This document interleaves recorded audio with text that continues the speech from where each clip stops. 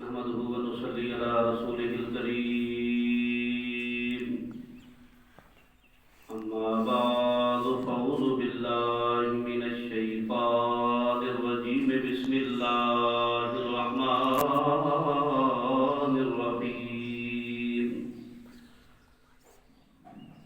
سابقوا إلى مغفرة من ربكم وجنة أرضها كعرض السماء والأرض أعدت للذين آمنوا بالله ورسله ذلك فضل الله يؤتيه من يشاء والله ذو الفضل العظيم صدق الله مولانا العظيم إن الله وملائكته يصلون على النبي يا أيها الذين آمنوا صلوا عليه وسلموا تسليما اللهم صل على سيدنا ومولانا محمد وعلى آل سيدنا ومولانا محمد وبارك وسلم عليه الصلاة والسلام عليك يا سيدي يا رسول الله الصلاة والسلام عليك يا سيدي يا حبيب الله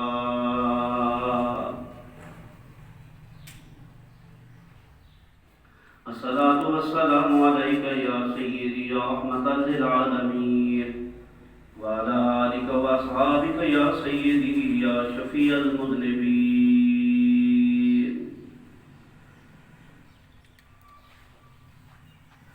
الہی کرم کر بڑا نازک زمانہ ہے دلوں میں کفر رکھتے نئے بظاہر دوستانہ ہے حمد و صلات کے بعد محترم حضرات جیسا کہ آپ حضرات کو معلوم ہے قرآن پاک کی تفسیر کر رہے ہیں۔ پچھلے جمعے میں نے بندے کی زندگی کے بارے میں بتایا تھا کہ کس طرح بندہ نشیب و فراز سے گزرتا ہوا اپنی زندگی کو اختتام پذیر کرتا ہے، اور پھر وہ بندہ جو اللہ کے رحم و کرم پر آ جاتا ہے کہ اللہ کی مرضی چاہے اسے عذاب دے چاہے اسے معاف فرما دے، کیونکہ جب بندہ دنیا سے چلا گیا، دنیا میں اللہ نے اسے چھوڑے رکھا، ڈھیل دے رکھی، لیکن جب چلا گیا تو پھر اللہ کے ہاں معاملہ سپرد ہو گیا، چاہے اسے عذاب دے چاہے اس سے راضی ہو جائے۔ اس کے بعد اللہ پاک نے فرمایا، جو آج کی آیت ہے، فرمایا جب ہر چیز اللہ کے ہاتھ میں ہے تو سابقوا الی مغفرۃ من ربکم، تو دوڑو اپنے رب کی مغفرت کی طرف، اپنے رب کی بخشش کی طرف دوڑو۔ وجنت عرضھا، اور اس جنت کی طرف جس کا عرض کعرض السماء والارض، زمین و آسمان کی مثل ہے، جس کا عرض جو ہے وہ زمین و آسمان کی مثل ہے، اس جنت کی طرف دوڑو۔ اعدت للذین آمنوا باللہ ورسولہ، تیار کی گئی ہے جنت ان لوگوں کے لیے جو ایمان والے ہیں، آمنوا باللہ ورسولہ، جو ایمان والے، جنہوں نے ایمان اللہ اور اس کے رسولوں پر ایمان رکھا، جو ایمان لائے اللہ کی ذات پر اور اس کے رسولوں پر ایمان لائے۔ ذالک فضل اللہ یؤتیہ من یشاء، یہ اللہ کا فضل ہے، دیتا ہے جسے چاہتا ہے، جسے اللہ چاہتا ہے اسے اپنا فضل عطا فرما دیتا ہے۔ واللہ ذو الفضل العظیم، اللہ بڑے فضل والا ہے۔ نبی علیہ الصلوۃ والسلام کا غلاموں، یہاں سابقوں سے مراد علماء نے لکھا ہے کہ نیکی میں جلدی کرنا۔ حضرت انس بن مالک رضی اللہ تعالیٰ عنہ فرماتے ہیں کہ جب جہاد کا اعلان ہو تو تم آگے والی صفوں میں کھڑے ہو جا کرو، اس کا مطلب یہ ہے آگے والی صفوں میں کھڑا ہوا کرو تاکہ پتہ چلے۔ اور ایک جگہ دوسری حدیث میں آتا ہے، فرمایا مسجدوں کی طرف جلدی کیا کرو، جس طرح حضرت علی رضی اللہ تعالیٰ عنہ کا فرمان ہے۔ آپ فرماتے ہیں کہ وہ شخص جو سب سے پہلے مسجد میں آتا ہے اور سب سے آخر مسجد سے جاتا ہے، یہ اس شخص کی صفت ہونی چاہیے، یہ اسی کی صفت ہے کہ کون سبقت کرتا ہے، آگے کون بڑھتا ہے نیکی میں، اور کون وہ عظیم شخص، اس کی نشانی کیا ہے۔ فرمایا نشانی یہ ہے کہ سب سے پہلے مسجد میں آتا ہے اور سب سے آخر میں مسجد سے جاتا ہے، اس کی نشانی ہے۔ اس لیے اللہ پاک نے فرمایا کہ جب تمہاری زندگی ایسی ہے، تم اللہ کے محتاج ہو، تو پھر نیکی کی طرف کیوں نہیں بڑھتے؟ بڑھو، اور تم بڑھو گے تو جنت تو تمہاری ہے، تم اس کے مالک ہو۔ اور یہ تیار ان لوگوں کے لیے کیجیے جو اللہ اور اس کے رسول پر ایمان لے آئے، اللہ اور اس کے رسول کی باتوں کو بھی مانا انہوں نے۔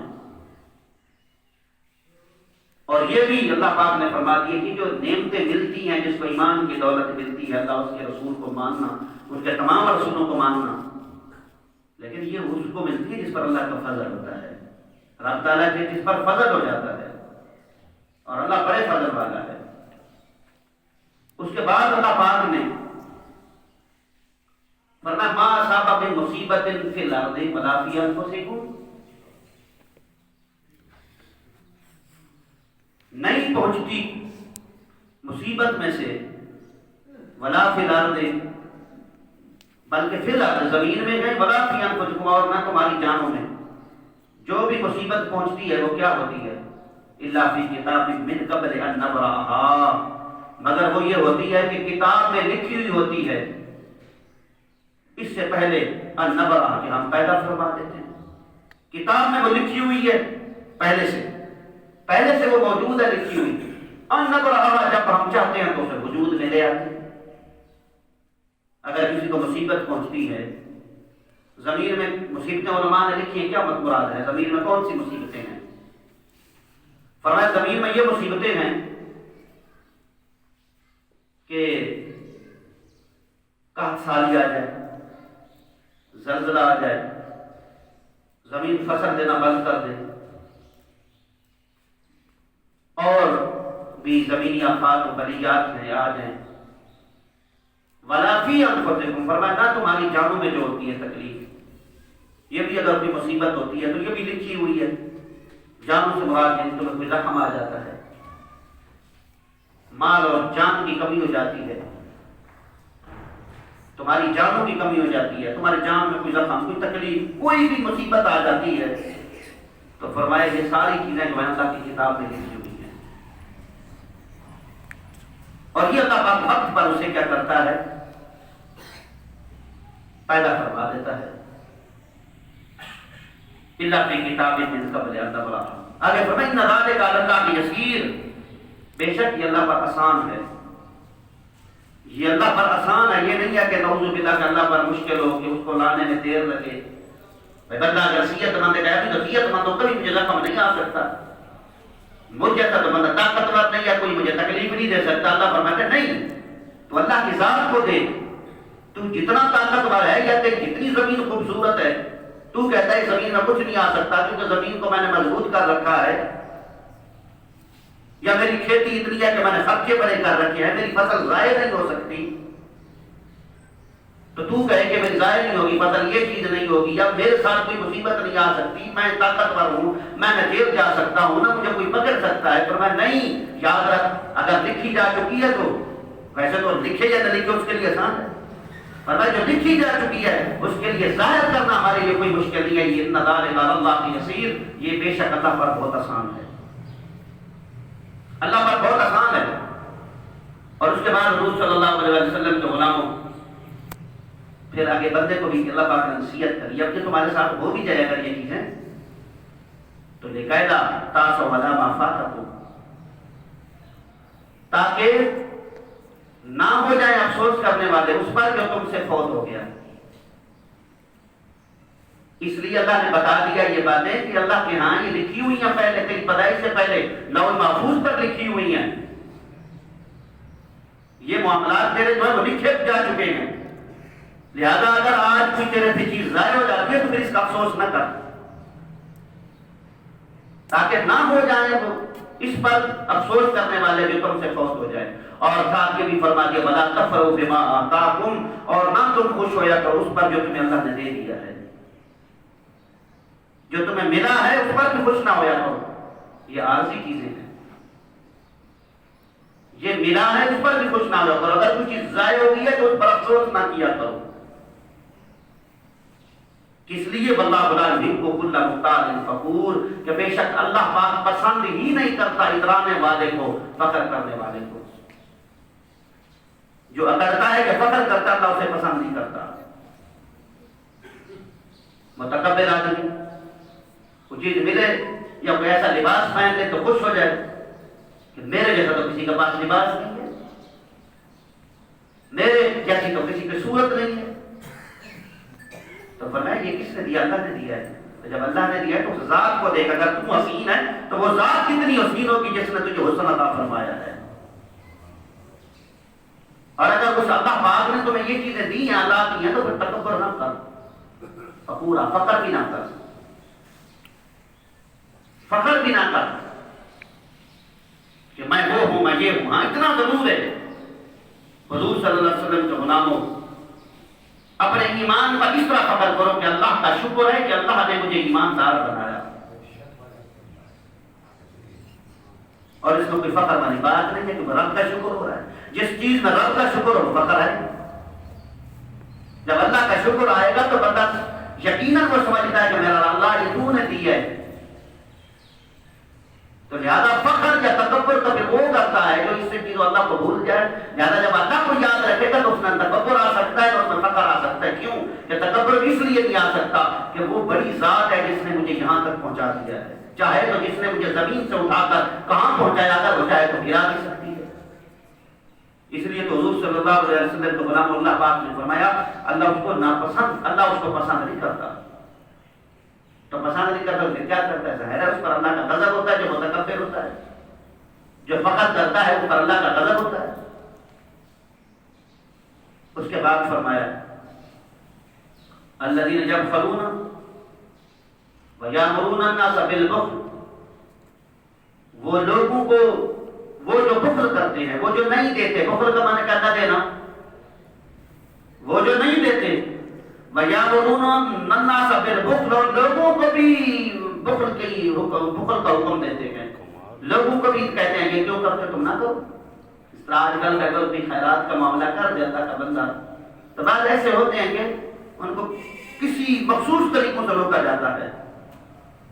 وَيَأْمُرُونَ النَّاسَ بِالْبُخْلِ، وہ حکم دیتے ہیں کس کا؟ نہ دینے کا، بخل کا حکم دیتے ہیں لوگوں کو۔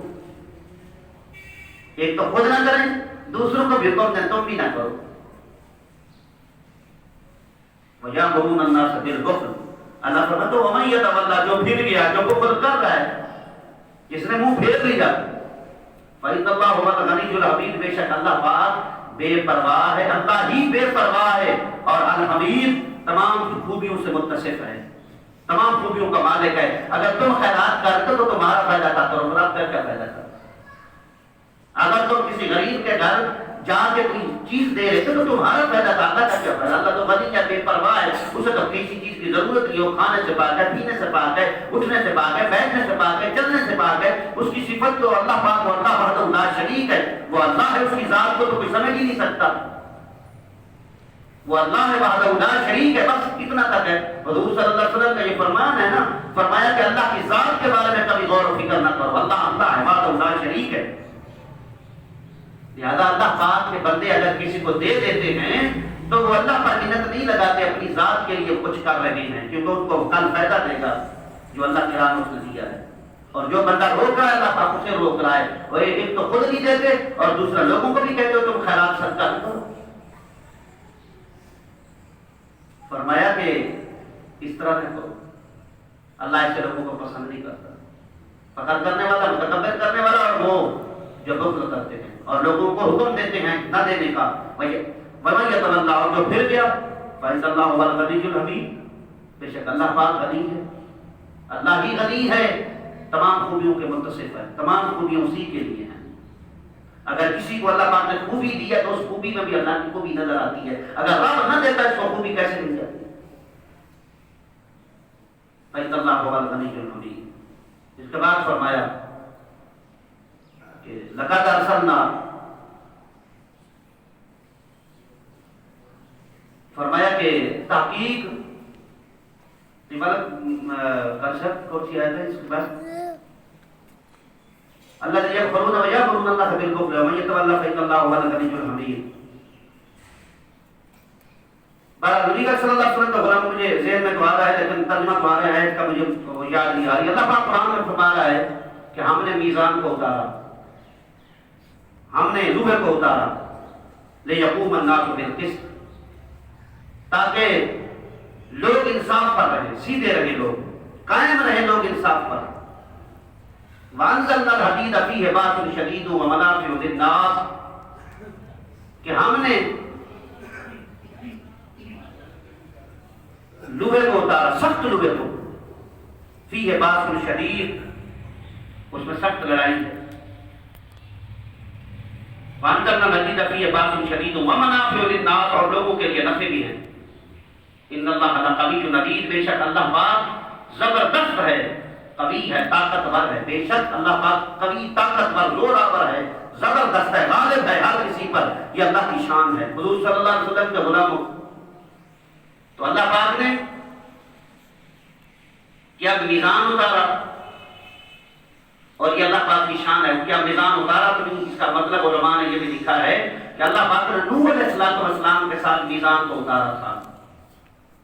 ایک حدیث میں یہ آتی ہے. دوسری بات علماء نے یہ لکھی ہے کہ اس کا مطلب یہ ہے کہ اللہ پاک نے میزان کو اتارا، مطلب وہ اعمال اتارے ہیں جو بندہ کرتا ہے، اور ان اعمال کو کل قیامت والے دن تولا جائے گا.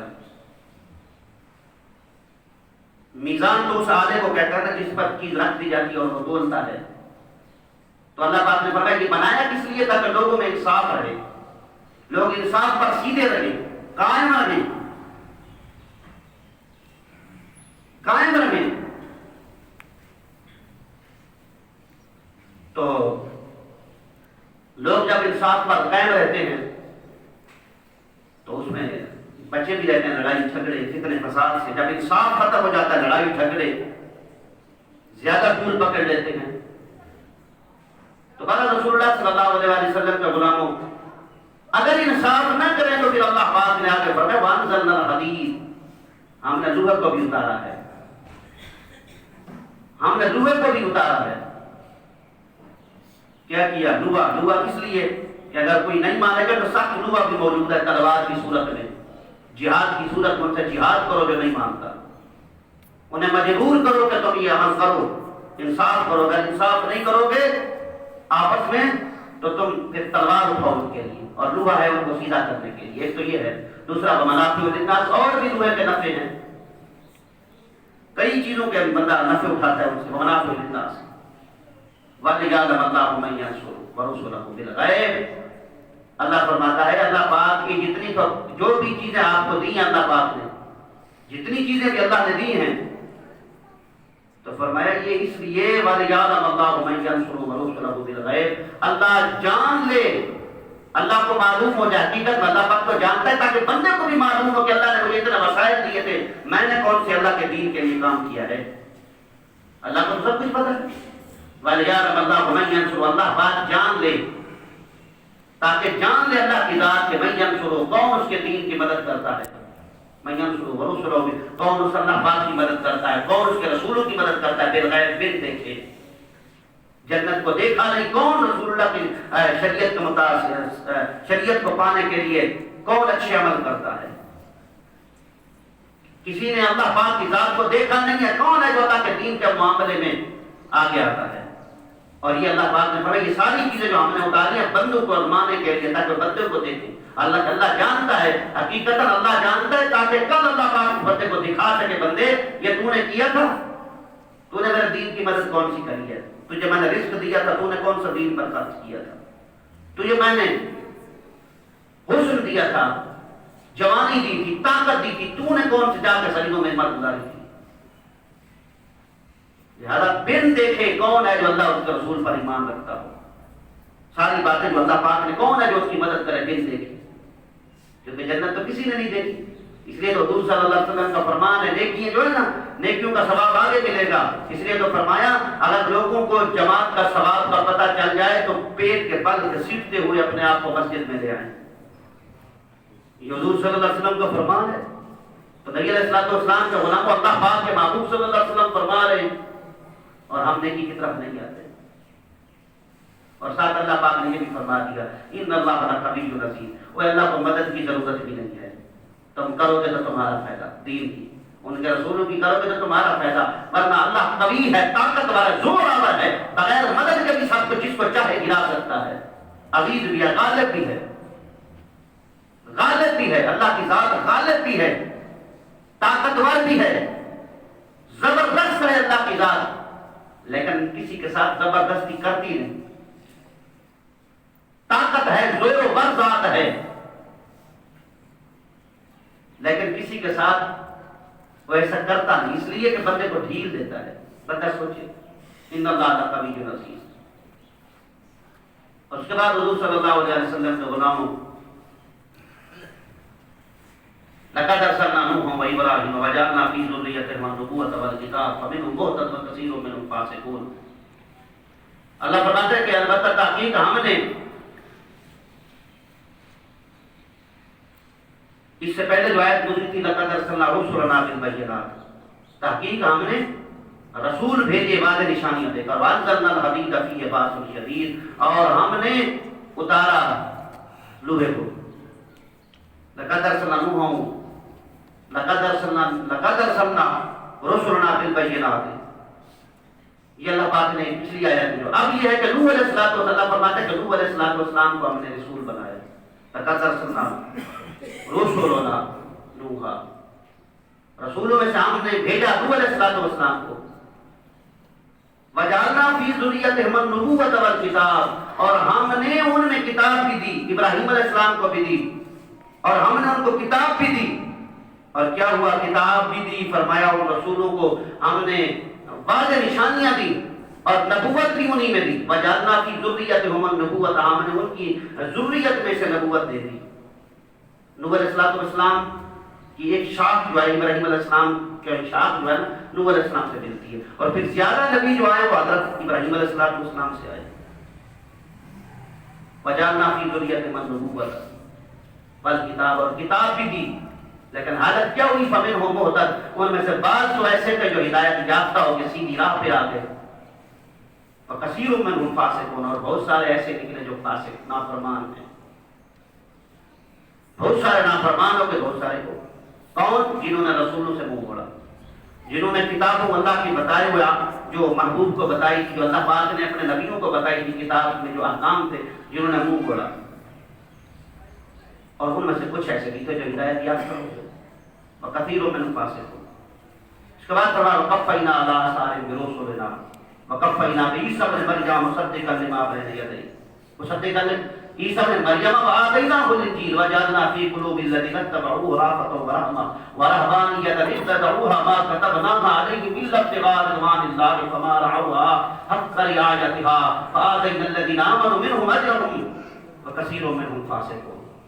اللہ فرماتا ہے کہ ہم نے ان کے پیچھے، ان رسولوں کے بعد ان کے پیچھے رسول بھیجے، علی آثارہم، ان کے قدموں پر، یعنی ان کے بتائے ہوئے احکام جو تھے انہی پر ان کو بھیجا ہم نے کہ وہ رسول آتے رہے، بتاتے رہے. وقفینا علی آثارہم، ان کے بعد پھر ہم نے عیسیٰ علیہ السلام کو بھیجا. عیسیٰ بن مریم، عیسیٰ بیٹا جو مریم کا بیٹا، ہم نے اس کو بھیجا. وآتیناہ الانجیل، ہم نے انہیں انجیل عطا فرمائی. وآتیناہ الانجیل وجعلنا فی قلوب الذین اتبعوہ، اور ہم نے ان لوگوں کے دلوں کو نرم کر دیا، ان کے دلوں میں نرمی اور رحمت رکھ دی جنہوں نے اتباع کر لی. جنہوں نے اتباع کری ان کے دل بھی نرم ہو گئے، ان میں رحمت بھی آ گئی. اب یہاں علماء نے یہ لکھا ہے کہ جنہوں نے اتباع کی دل نرم کس طرح ہوئے. رافہ کا معنی اور رحمت کا معنی، دونوں کا معنی ایک ہی بزرگوں نے لکھا ہے کہ رافت سے مراد رحمت بھی بن سکتا ہے، رحمت سے مراد رحمت بن سکتا ہے. دونوں اس کو کہتے ہیں مترادف المعنی. لیکن بعض بزرگوں نے یہ بھی لکھا ہے کہ رافع اس کو نہیں کہتے، رافع کہتے ہیں کہ اگر کوئی بندہ مصیبت زدہ ہے، اس کی مصیبت کو دور کرنا، اس کو رافت کہا جاتا ہے۔ رافت کہ نرمی کرنا، جو اس کی مصیبت کو دیکھ کر بندہ دیکھ کے رونا شروع ہو جائے، نرم ہو جائے، اس کی مصیبت کو دور کر دے۔ اللہ پاک فرماتا ہے جنہوں نے میرے عیسیٰ کی اور جنہوں نے کتاب انجیل کو پڑھا اور اتباع کری، اور ان کا کیا حال ہوا کہ ان کے دل نرم ہو گئے، نرمی میں آ گئے، وہ کسی مصیبت زدہ کی تکلیف کو دور کر۔ وَرَحْمَةٌ، رحمت مطلق عام ہے، مصیبت کے وقت بھی رحمت کر دی، مصیبت نہیں ہے تب بھی وہ دوست ہے، بھائی ہے، تب بھی اس پر محبت کا اظہار کر دیا، رحمت کر دی، شفقت کا پہلو اس کے لیے رکھا۔ آگے فرمایا وَرَحْمَانِيَّةً ابْتَدَعُوهَا مَا كَتَبْنَاهَا، وَرَحْمَانِيَّةً، اور ڈرنے والے جنہوں نے ایجاد کیا اس کو، رحمانی ایجاد کیا اس کو، ما كتبناها، ہم نے نہیں لکھا تھا اس کو، الا ابتغاء رضوان اللہ، الا ابتغاء رضوان اللہ، مگر اللہ کی رضا کو تلاش کرتے ہوئے انہوں نے یہ کام کیا ہے۔ یہ کیا کام تھا؟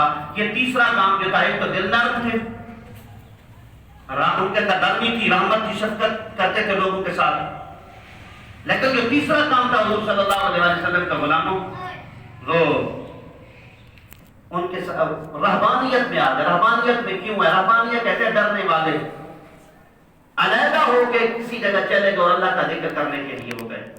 یہ اللہ پاک نے حکم نہیں فرمایا کہ تم علیحدہ ہو جاؤ، اس لیے تو حضور صلی اللہ علیہ وسلم فرمایا لا رہبانیت فی الاسلام، اسلام میں کوئی رہبانیت نہیں ہے، علیحدہ ہونا اسلام میں کوئی نہیں ہے، بچوں میں گزارو اور اللہ کی عبادت کرو، اس کا ثواب زیادہ ہے۔ لیکن ان لوگوں نے کیوں کرا تھا؟ ان کی مجبوریاں تھیں۔ جب اللہ کے نبی دنیا سے چلے گئے تو ان میں کچھ لوگ گمراہ ہو گئے، جو گمراہ ایسے تھے ان کو خطرات ہو گئے کہ کہیں ہمیں جو گمراہ نہ کر دیں، وہ اس وجہ سے باہر نکل گئے، ان لوگوں کو چھوڑ دیا۔ حضور صلی اللہ علیہ وسلم کی حدیث ہے، حضرت عبداللہ ابن مسعود رضی اللہ تعالیٰ عنہ فرماتے ہیں کہ نبی پاک صلی اللہ علیہ وسلم نے فرمایا کہ اللہ پاک نے اہل کتاب کے 72 فرقے بنائے، ان میں سے 3 فرقے ایسے ہوں گے جو جنت میں جائیں گے، 3 جماعتیں جنت میں جائیں گی۔ وہ کون کون سی ہیں؟ آپ صلی اللہ علیہ وسلم کا ارشاد گرامی ہے، فرمایا کہ ایک تو وہ جو ظالموں کے سامنے کھڑے ہو کر، بادشاہوں کے سامنے کھڑے ہو کر ڈٹ گئے تھے، جہاد کیا اور وہ شہید ہو گئے، اللہ پاک انہیں بھی جنت میں بھیجے گا۔ دوسرے وہ لوگ جو تلوار تو جنہوں نے نہیں اٹھائی، جہاد تو نہیں کر سکے لیکن زبانی جہاد کیا، انہوں نے لوگوں کو برائی سے روکا، رک جاؤ رک جاؤ رک جاؤ، یہ کام نہ کرو، تمہارے لیے مناسب نہیں ہے، لیکن فرمایا ان کو بھی ان لوگوں نے شہید کر دیا، فرمایا وہ بھی جنت میں جائیں گے۔ تیسرا طبقہ یہ رہبانیت کا تھا، جب انہوں نے دیکھا کہ جنہوں نے حق بولا، جنہوں نے تلوار اٹھائی، وہ بھی شہید ہو گئے، جنہوں نے حق بولا وہ بھی شہید ہو گئے۔ اب رہا مسئلہ ہمارا، اگر ہم حق بولیں گے تو مارے جائیں گے، تلوار اٹھائیں گے تو مارے جائیں گے، اگر ادھر رہے چپ چپ تو پھر دین تباہ ہو جائے گا، لہذا ہم کیوں نہ کریں کہ ہم ادھر سے نکل جائیں۔ وہ نکلے اور انہوں نے جنگلوں میں ڈیرے لگا دیے۔ جب وہ جنگل میں جا کے بیٹھے، وجہ کیا کہ اللہ پاک فرماتا ہے ابتدعوها، انہوں نے خود ایجاد کیا تھا، ما كتبناها، ہم نے نہیں کہا تھا، ہم نے نہیں لکھا تھا کہ تم یہ ایسا کرو، لیکن انہوں نے جو کیا تھا الا ابتغاء رضوان اللہ، اللہ کی رضا کی خاطر یہ کیا تھا کہ رب راضی ہو جائے، اللہ کی رضا کی خاطر وہ کام کرنے والے، رب کو راضی کرنے کے لیے وہ گئے، لیکن نقصان ہوا۔ فما رعوها حق رعایتها، پس نہیں انہوں نے رعایت کری جس طرح رعایت کرنے کا حق تھا۔ کیا مطلب؟ جس طرح اس پر عمل کرنے کا حق تھا اسے وہ کر نہ سکے۔ وہ کیا تھا؟ جب وہ دور چلے گئے، بزرگوں نے لکھا ہے کہ جس طرح لوگ منتقد تھے، انہوں نے دیکھا یار فلاں بندہ اچھا تھا، وہ کدھر گیا؟ ان کو ڈھونڈتے ڈھونڈتے وہ جنگلوں میں چلے گئے، ملا فلاں جنگل گیا تو وہ نذرانے لے کر گئے، کچھ دیا، لوگوں کا رش لگنا شروع ہو گیا۔ جیسے ہی شروعات نکلے تو تھے کہ لوگوں سے ہم نکل جائیں تاکہ رب کو راضی کریں، لیکن مخلوق پھر ان کے پاس اتنی جمع ہو گئی وہ اس کام کو نہ کر سکے جو کرنا چاہتے تھے۔ جو کرنا چاہتے تھے کہ رب کو راضی کریں وہ نہ کر سکے، کیونکہ مخلوق کے اختلاط نے، مال و جائیداد اور دولت کے اختلاط نے انہیں گمراہ کر دیا۔ یہ چند لوگ ہوئے تھے، سارے نہیں، لیکن اللہ فرماتا ہے جو گئے تھے اگر رعایت کری ہے تو وہ پکے جنتی ہیں، جو رعایت نہیں کر سکے ان کے معاملہ اللہ پاک زیادہ جانتا ہے کیا کرے گا۔ نبی علیہ السلام کے غلاموں لیکن ایمان بچانے کے لیے وہ نکلے تھے، تو حضور صلی اللہ علیہ وسلم کے غلاموں جس طرح آج کل ہم دیکھیں بعض ایسے لوگ بھی ہیں جو ایمان بچانے کے لیے دنیا کے اختلاف سے نکلے، جب نکل گئے ان کے ارد گرد ایسے لوگ جمع ہو گئے جو ان کو بالکل اس راستے سے ہٹا دیا۔ مثلا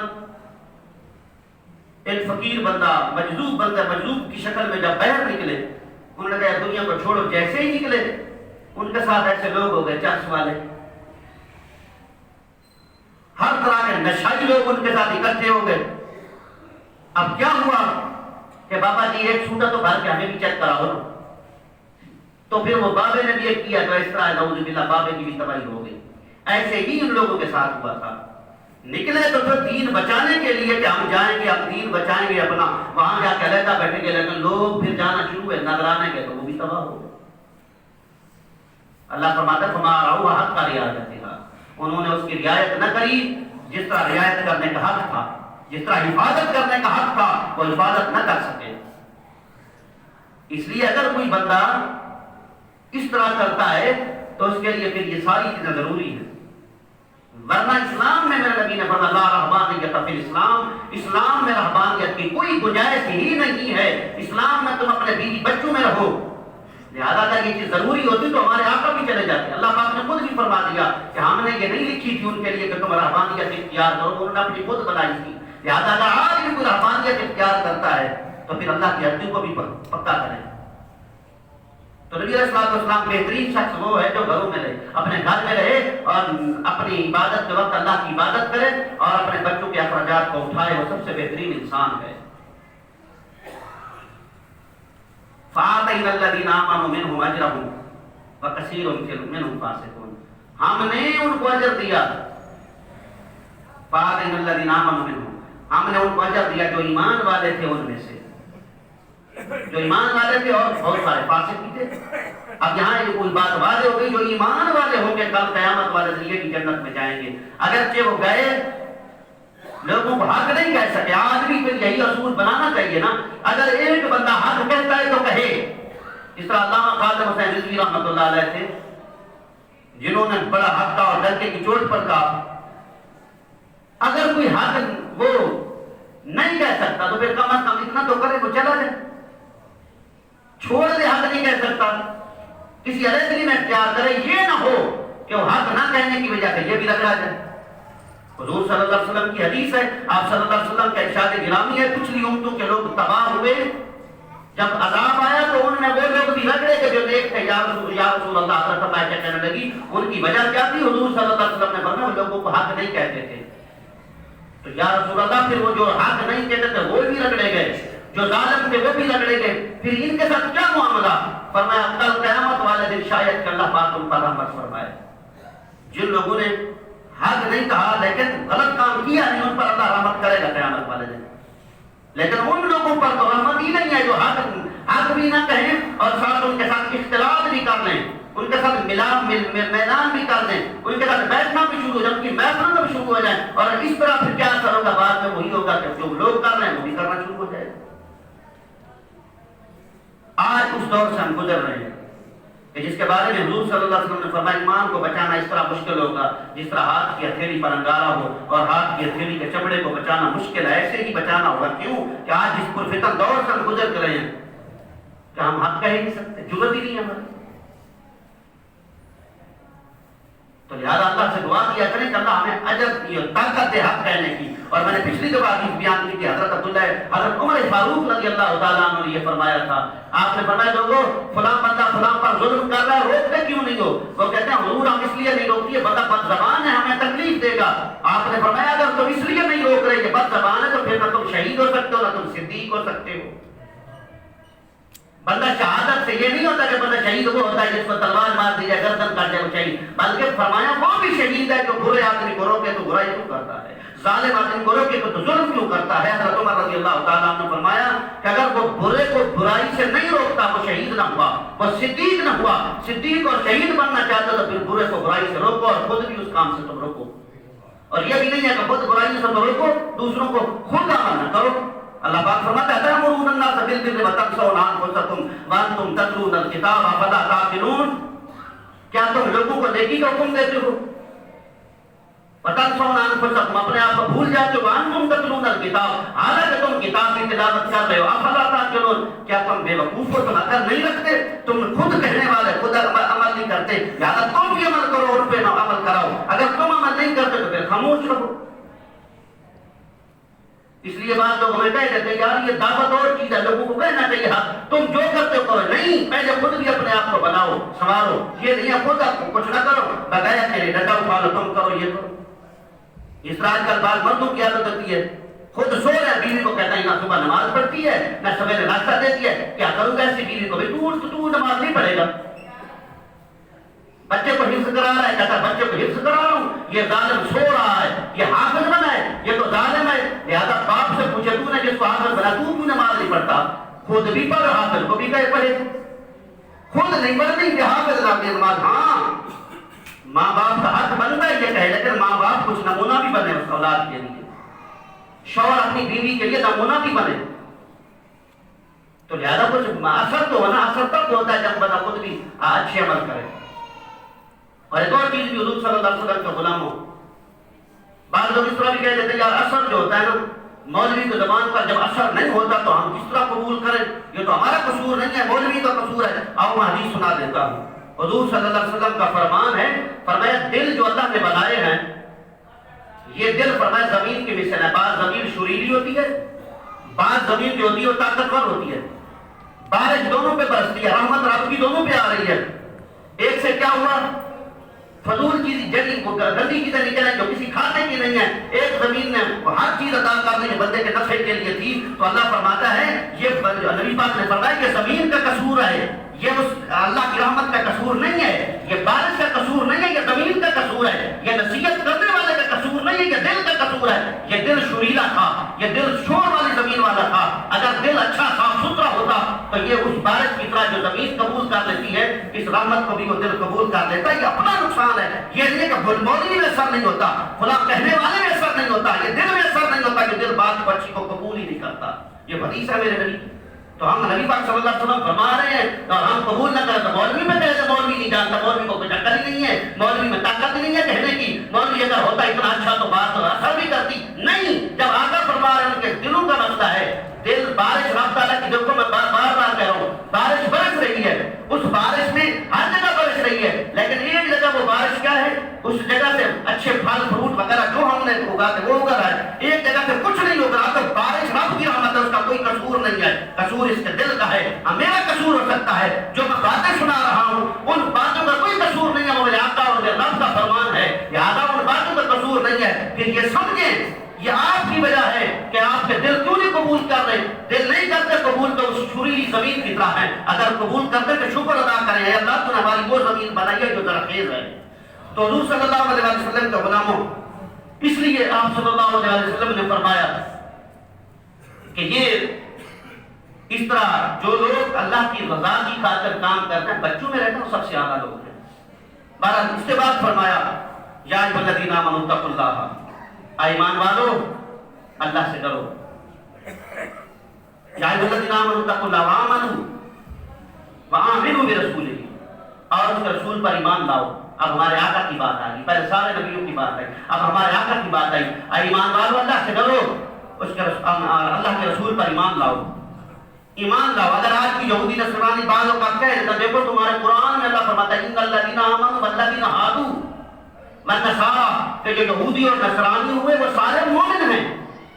بات یاد رکھیں نبی علیہ السلام کے غلاموں، یہودی نصارہ کے ساتھ جب شروع میں ایمان آئے گا تو وہ یہودی نصارہ نہیں رہے، وہ یہود نصارہ کے بعد وہ ایمان لے آئے ہیں۔ ایمان جب آ گیا تو یہود نصارہ والی بات ہی ختم ہو گئی۔ اللہ پاک نے اسی لیے فرمایا الذین آمنوا اتقوا اللہ وآمنوا برسولہ، فرمایا ایمان لاؤ۔ آگے کیوں فرمایا یؤتیکم کفلین، یؤتیکم किफ़लैन मिन रहमतिही, दिया जाएंगे 2 हिस्से उसकी रहमत में से। ये मेरे नबी का फरमान है, हदीस है। आप सल्लल्लाहु अलैहि वसल्लम ने फरमाया, एक यहूदी और नसरानी था शुरू में, यानी अल्लाह को मानता था, मैं आया, मुझ पर ईमान ले आया था, उसे 2 अजर देगा, क्योंकि पिछला भी नबी पर ईमान रखता था, मुझ पर भी ईमान रखता था। अल्लाह भी यही फरमा रहा है, यूतीकुम किफ़लैन मिन रहमतिही, अल्लाह की रहमत में से उसे 2 हिस्से दिए जाएंगे, 2 हिस्से। पिछले नबी का ईमान लाने का भी सवाब, इस नबी का भी ईमान लाने का सवाब। लिहाजा फिर ईमान वाले कौन होंगे?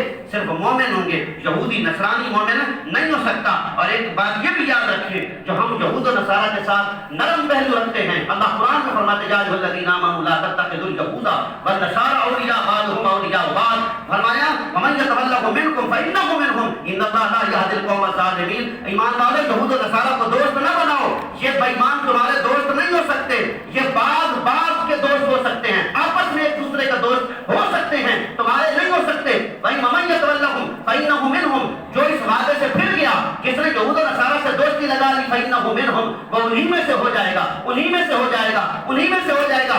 ऐसा बंदा जो उन्हीं में से हो गया, जिसने यहूदी और नसरानी से प्यार कर लिया, वो जालिम हो गया। इन्नल्लाहा ला यहदिल कौमल ज़ालिमीन, अल्लाह ऐसे जालिम आदमी को हिदायत भी नहीं देता, वो बेईमान है, हिदायत याफ्ता हो नहीं सकता। हिदायत याफ्ता वो है जो यहूद और नसारा को छोड़कर ईमान वालों से दोस्ती इस नीयत से लगाए, ईमान वालों से दोस्ती लगाए, ताकि मेरी भी आखिरत सुधर जाए और इस ईमान वाले की भी सुधर जाए। हुजूर सल्लल्लाहु अलैहि वसल्लम के गुलामों, इसलिए फरमाया कि यूतीकुम किफ़लैन मिन रहमती, ईमान वाले जब ईमान लाए अल्लाह से, तो फिर उनके जब नबी पर ईमान ले आए, अल्लाह उस रसूल पर ईमान ले आए, और उस नबियों के बाद, रसूलों के बाद, नूह के बाद, इब्राहिम के बाद, ईसा के बाद, इंजील की किताब पढ़ने के बाद ईमान लाए अल्लाह पर, रसूल पर, उनके लिए 2 हिस्से होंगे, 2 अजर होंगे। यूतीकुम किफ़लैन मिन रहमतिही व यजअल लकुम नूरा, और कर देगा तुम्हारे लिए अल्लाह ताला नूर कर देगा, व यजअल लकुम नूरा व तमशूना बिही, और वो उसको लिए होंगे, चलते होंगे। और नबी अलैहि सलातो यूतीकुम किफ़लैन मिन रहमतिही व यजअल लकुम नूरन तमशूना बिही व यग़फिर लकुम, अल्लाह तुम्हें माफ फरमा देगा, अल्लाह तुम्हें माफ फरमा देगा। इस पर बुजुर्गों ने एक और भी बड़ी जबरदस्त किस्म की बात लिखी है, फरमाया कि यूतीकुम किफ़लैन के एक कमाल है, यहूद और नसारा अगर मोमिन हो जाते हैं, यहूद और नसारा अगर मोमिन हो जाते हैं, उनके लिए अल्लाह पाक ने कमाल दिया कि पिछले अमाल उनके बहाल हो जाएंगे, पिछले अमाल उनके बहाल हो जाएंगे, अल्लाह उनको अपनी रहमत से अता फरमाएगा। वयग़फिर लकुम, और बख्श देगा तुम्हें, और साथ अल्लाह पाक ने यग़फिर लकुम आगे फरमाया, ज़ालिका फ़ज़्लुल्लाहि युतीहि मन यशा, फरमाया ये अल्लाह गफूर रहीम, अल्लाह पाक क्या है? मेहरबान है, रहीम है, अल्लाह पाक मेहरबान रहीम है। इसके बाद फरमाया लिअल्ला यअलम अहलुल किताब अल्ला यक़दिरून अला शैइन, सिपारा मुकम्मल हो रहा है, अल्ला यक़दिरून अला शैइन मिन फ़ज़लिल्लाह व अन्नल फ़ज़्ल बियदिल्लाहि युतीहि मन यशा वल्लाहु ज़ुल फ़ज़लिल अज़ीम। ये नाम जो है बुजुर्गों ने लिखा ज़ायदा है, लिखा है ताकि जान लें अहले किताब जो है, ताकि जान लें अहले किताब, लिअल्ला यअलम अहलुल किताब, किताब वाले हैं, उनमें नसरानी भी हैं, यहूदी भी हैं, अल्ला यक़दिरून, ये कि वो नहीं कुदरत रखते, ताकत नहीं रखते वो, अल्लाह यक़दिरून अला शैइन मिन, किसी चीज पर, अल्लाह यक़दिरून अला शैइन मिन,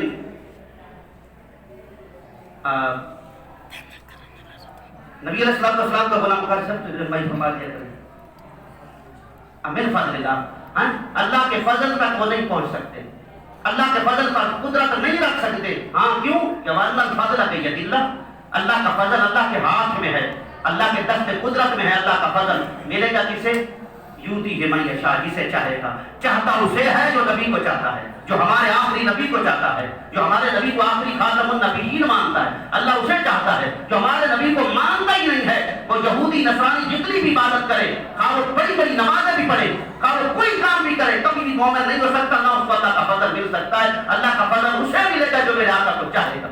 इसलिए तो फरमा दिया अल्लाह का फजल अल्लाह के हाथ में है, यूतीहि मन यशा, देता है जिसे चाहता है। लिहाजा वल्लाहु ज़ुल फ़ज़्लिल अज़ीम, अल्लाह का फजल बहुत बड़ा है, अल्लाह का फजल बहुत बड़ा है। लेकिन याद रखो, ये फजल बड़ा है उन लोगों के लिए जो मोमिन है।